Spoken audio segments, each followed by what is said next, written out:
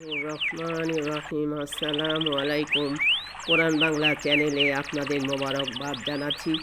সমস্ত পশু পাখি আল্লাহর জিকির করে, আল্লাহর কথা স্মরণ করে, আল্লাহর ভয়ের কথা মনে রাখে এবং আল্লাহ পাকের ভয় সম্বন্ধে আল্লাহ নিজেই কি বলেছেন আসুন জানি। সমস্ত প্রশংসা আল্লাহর, যিনি আমাদেরকে সৃষ্টি করেছেন এবং অসীম রহমত ও সীমাহীন নিয়ামত দান করেছেন। আল্লাহ সুবহানাল্লাহ তাআলা চান বান্দা তার রহমতের ভান্ডার থেকে চেয়ে নিক যার যা প্রয়োজন। পবিত্র কোরআনে আল্লাহ বলেন, তোমরা আমাকে ডাকো, আমি তোমাদের ডাকে সাড়া দিব। সূরা মুমিন 7 নম্বর আয়াত। আল্লাহ আমাদের সবাইকে সৃষ্টি করেছেন সেই আল্লাহর রহমতের আশা, আল্লাহকে ভয়ের কথা, এগুলো সম্বন্ধে আমাদের জানতে হবে। আসুন আমরা দেখি। মহান আল্লাহ নিজেই বলেছেন, আমার ভয় মনে জাগ্রত রাখো।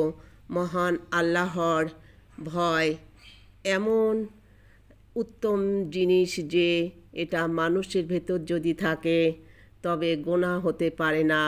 তওবার পদ্ধতি, এর প্রতিকারের পথ। মহান আল্লাহ সেই মহাশাস্তির কথা চিন্তা করে দেখো এবং স্মরণ করো। আসুন এই যে প্রতিকারের পথ, তওবার আমরা একটা তওবা শিখি।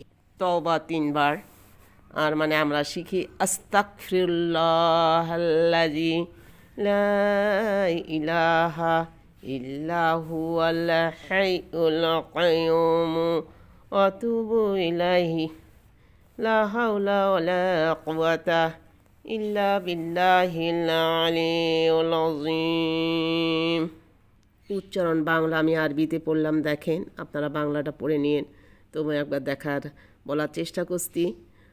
আস্তাগফিরুল্লাহাল্লাযী লা ইলাহা ইল্লা হুয়াল হাইয়ুল কাইয়্যুম ওয়া আতুবু ইলাইহি লা হাওলা ওয়ালা কুওয়াতা ইল্লা বিল্লাহিল আলিয়্যিল আযীম। মানেটা দেখেন, আমি বলছি আমি ক্ষমা চাচ্ছি তার কাছে যার কোনো শরীক নেই, যিনি চিরঞ্জীব ও শাশ্বত, এবং আমি তার কাছে গুনাহ না করার ওয়াদা করছি, যার সমকক্ষ আল্লাহ ছাড়া আর কেউ নাই এবং যিনি সুউচ্চ মহান।